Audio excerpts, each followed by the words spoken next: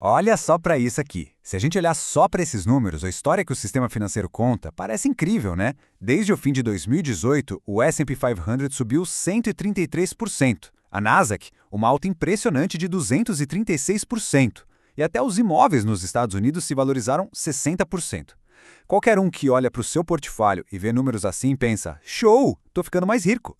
E é exatamente aí que mora a grande ilusão. A pergunta que a gente precisa fazer é: esse crescimento é de verdade? Porque, sabe, nos bastidores, os próprios arquitetos desse sistema estão jogando um jogo completamente diferente. E o que a gente está vendo aqui na superfície pode não passar de uma miragem. E essa diferença toda entre o que parece e o que é tem um nome. A gente entra agora no que pode ser chamado de a grande confissão de Wall Street. Um reconhecimento de que as regras do jogo mudaram para valer. O nome é esse de-debasement trade. Traduzindo aqui para a gente, seria algo como a aposta na desvalorização da moeda. E o que é isso? Bom, é uma estratégia de investimento que parte do princípio de que o dinheiro, a moeda, vai perder valor. E o mais importante aqui, isso não é papo de teoria da conspiração, não. Esse termo foi criado pelo JP Morgan, um dos maiores pilares do sistema. Eles não estão só admitindo o problema, eles estão empacotando o colapso como se fosse um produto, um manual de sobrevivência. A raiz de tudo isso é uma dívida do governo tão, mas tão monstruosa que é matematicamente impossível pagar de forma honesta. Pensa na dívida dos Estados Unidos como um cartão de crédito que não só estourou o limite, como agora precisa de novos cartões só para conseguir pagar os juros mínimos dos antigos. A única saída real é o calote, só que um calote silencioso, disfarçado.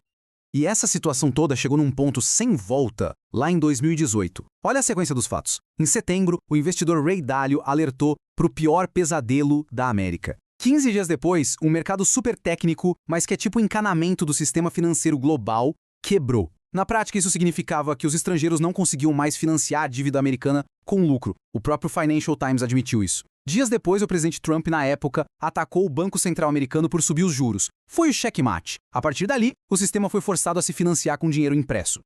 E a prova de que essa é a tese mais importante do nosso tempo está no que o dinheiro esperto anda fazendo. Bancos centrais do mundo todo estão comprando ouro físico no ritmo mais rápido em décadas. Gigantes de Wall Street, que antes criticavam Bitcoin, agora estão oferecendo o ativo para os seus maiores clientes. E o próprio JP Morgan, como a gente viu, recomendando a tal aposta na desvalorização. Olha, quando os arquitetos do sistema começam a correr para a saída de emergência, a tese está mais do que validada. Então, vamos para a prova final. Vamos fazer uma coisa que o sistema financeiro torce para que ninguém faça. Vamos trocar a régua com a qual a gente mede a riqueza. Primeiro, usando a régua do sistema, a régua do dólar. É a história que a gente já conhece. Nasdaq sobe 236%, S&P 500 sobe 133%, imóveis sobem 60%. Tudo lindo. Essa é a ilusão. Agora a gente troca a régua. Vamos medir esses mesmos ativos em ouro. E aí a realidade bate, e bate forte. A Nasdaq subiu só 4,7%. Basicamente andou de lado. O S&P 500, na verdade, caiu 27%. E os imóveis perderam metade do valor, uma queda de mais de 50%. O jogo que a maioria acha que está ganhando, na verdade está sendo perdido. E agora o golpe de misericórdia. Vamos usar a régua da escassez absoluta. O Bitcoin. Medindo contra o Bitcoin, a Nasdaq despencou 81%. O S&P 500 evaporou, caindo 87%. E os imóveis foram simplesmente destruídos, 91% de queda. Isso aqui é a certidão de óbito do paradigma antigo. Mas por que eles são forçados a fazer isso? A resposta está na espiral da dívida, que não dá para pagar. A projeção é que em outubro de 2025, a dívida americana vai passar de 37,8 trilhões de dólares. É um número que a gente nem consegue entender direito. E piora, os juros que eles pagam por ano nessa dívida já explodiram para mais de 1,1 trilhão de dólares. Isso é mais do que todo o orçamento de defesa americano. O sistema precisa pegar dinheiro novo só para pagar os juros da dívida antiga. Não tem saída fácil. A única coisa que eles podem fazer é imprimir mais dinheiro.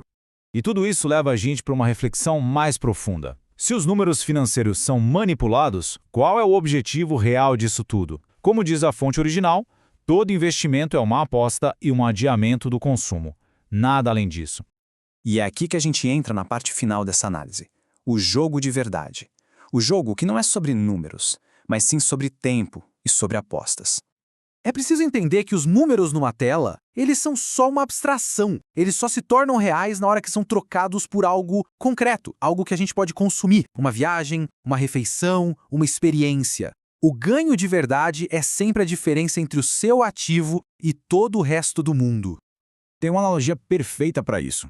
É o problema do rodízio aos 70 anos. Pensa só, não adianta nada chegar aos 70 podendo pagar o melhor rodízio da cidade todo dia. A saúde já não aguenta mais, o paladar já não sente o mesmo sabor, a novidade já foi embora, o prazer que se tira disso é só uma fração do que já foi um dia. O retorno que a gente tem das coisas diminui com a idade. Por isso, a gente precisa repensar o que é investir. Não é um processo científico e seguro de acumular números. É uma aposta, uma previsão contra um futuro que ninguém conhece. A pergunta real não é quanto meu dinheiro vai render. A pergunta é, o ativo que eu escolhi vai valorizar mais do que o custo de um apartamento, de uma viagem ou de um Big Mac daqui a 20 anos? Então, o que tudo isso quer dizer? Quer dizer que a gente está testemunhando o fim de uma era, o fim de um paradigma onde a busca por aumentar o número na tela talvez tenha perdido sentido. Se a régua financeira está quebrada, talvez seja a hora de focar nas variáveis que são reais, ativos que são finitos e valiosos de verdade. A saúde, o tempo, a satisfação que a gente tem ao consumir as coisas, nossos talentos e nossos relacionamentos. Esses são os retornos que realmente importam. E isso deixa a gente com uma última pergunta no ar, uma reflexão para levar daqui para frente. Se os números são uma ilusão e o tempo é finito, qual é, afinal de contas, a verdadeira medida da riqueza?